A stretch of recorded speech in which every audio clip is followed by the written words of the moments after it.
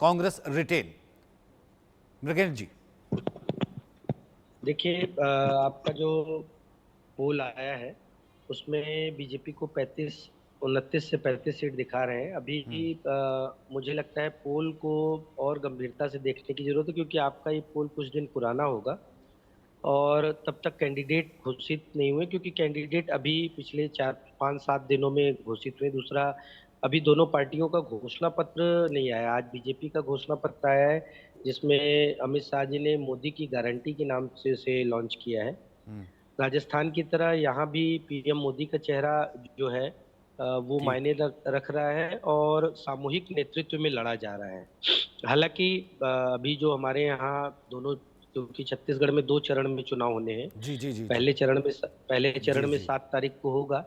बस्तर और राजनांदगांव कवर्धा की सीटें हैं, इसमें 20 सीटें। बिल्कुल, वो कहीं ना कहीं उस डिसाइड करेंगे कि आखिरकार किस तरीके से उठ किस करवट बैठता है, और भी कई ओपिनियन पोल्स जो आ सकते हैं। अरविंद जी, फिलहाल आपको क्या लगता है, क्योंकि ओपिनियन पोल कहीं ना कहीं चेंज भी होता है, लेकिन आपको एक आईना, एक कहीं ना कहीं एक ट्रेंड दिखाता है कि ओपिनियन किस तरफ जा रहा है, और जब 3 ओपिनियन पोल और क्रक्स भी आपको एक तरफ दिखे, तब आपको लगता है कि हाँ, चीज़ें जो है इस शेप में जाती नजर आ रही हैं। देखिए, छत्तीसगढ़ में दो तीन चीज़ें फ़र्क हैं और राज्यों से। एक तो ये है कि खेती वाली आबादी काफ़ी ज़्यादा है, खेती छत्तीसगढ़ के लिए काफ़ी महत्वपूर्ण काम है। दूसरा, ओबीसी आबादी बहुत ज़्यादा है और उसका रेशियो औरों से ज़्यादा है। और सिर्फ ज़्यादा नहीं है, अगर इन तीनों राज्यों को देखें हिंदी भाषी प्रदेशों में, तो पोलराइजेशन, जाति का सेंस आना उनमें कि हम पिछड़े हैं, हम अगड़े हैं, ये छत्तीसगढ़ में सबसे ज़्यादा है बाकी राज्यों की तुलना में।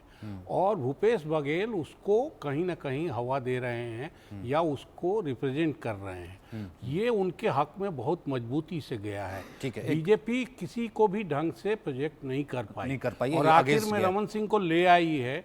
तो क्यों ले आई है ये समझना भी मुश्किल है, क्योंकि अगर उनको लाना ही था तो इस तो हालत फिर में पीछे क्यों क्यों लेके किया था आए? पहले। ठीक है, रास बिहारी जी, छत्तीसगढ़, यहाँ से आपको क्या लग रहा है? सरप्राइजिंग नहीं है, लगभग यही नजर आ रहा था। नहीं, छत्तीसगढ़ में अभी तक जो ओपिनियन पोल हैं बीजेपी उससे बेहतर करके दिखाएगी, क्योंकि पिछले कुछ दिनों में बीजेपी ने बहुत अच्छा किया है। चाहे रमन सिंह का फैक्टर हो, चाहे मोदी का, देखिए वहाँ भी देखिए सबसे बड़ी गलती कांग्रेस ने क्या की है। जैसे कि राजस्थान कांग्रेस के प्रवक्ता कह रहे हैं ये चुनाव गहलोत और मोदी के बीच है। अगर ये चुनाव गहलोत और मोदी के बीच है तो निश्चित रूप से बीजेपी आ रही है।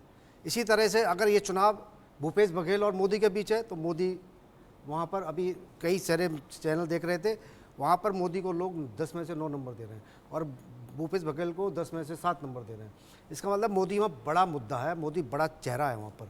तो अगर इस तरह चुनाव होगा, ये ठीक है कि मैं आपको बीच में रोकता हूं, लेकिन मोदी तो पिछली बार भी बड़ा चेहरा थे सर। इन्हीं 5 राज्यों का चुनाव हुआ था ना, और ये 5 राज्यों में बीजेपी सरकार नहीं बना पाई थी, हार के साथ गई थी, फिर उसके बाद केंद्र में सरकार बना पाई थी। लेकिन जब लोकसभा का चुनाव हुआ था, इसी जनता ने मोदी को चुना था। लेकिन जब राज्यों का चुनाव हुआ था, बीजेपी जो है कहीं सत्ता में नहीं थी, भले वो राजस्थान हो, भले वो मध्य प्रदेश हो, भले वो छत्तीसगढ़ हो।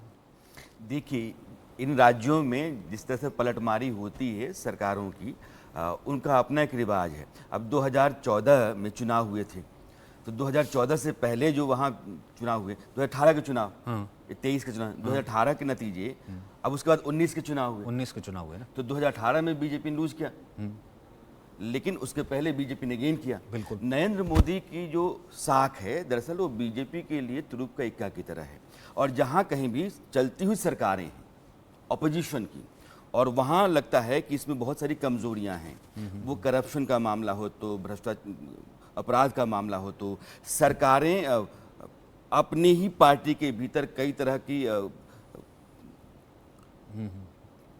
क्या कहते हैं उसको, फाड़ का शिकार हो तो वहाँ नरेंद्र मोदी बीजेपी के लिए बहुत काम कर सकते हैं। मैं राज बिहारी जी की इस बात से बहुत हद तक सहमत हूँ कि छत्तीसगढ़ में अमित शाह के उतरने के बाद, नरेंद्र मोदी के उतरने के बाद, चूंकि अमित शाह की रणनीति है और नरेंद्र मोदी का चेहरा है, तो जो अभी तक आप देख रहे हो आंकड़ा, इस आंकड़े में बदलाव आ सकता है, नतीजा वहाँ कुछ और भी हो सकता है। सचिन जी, इसमें कुछ जी जी जी जी, जैसा अरविंद जी ने बोला, वहाँ करीब 43.5% ओबीसी, सर 52%, वो मेरे पास जो आंकड़ा है, हो सकता है मैं 52%, और उसमें 2/3 भाजपा के कैंडिडेट जनरल सीट में ओबीसी। सर ST SC भी जोड़िए। नहीं ST नहीं ST मैं आ रहा हूँ उस पर आ रहा हूँ। सिर्फ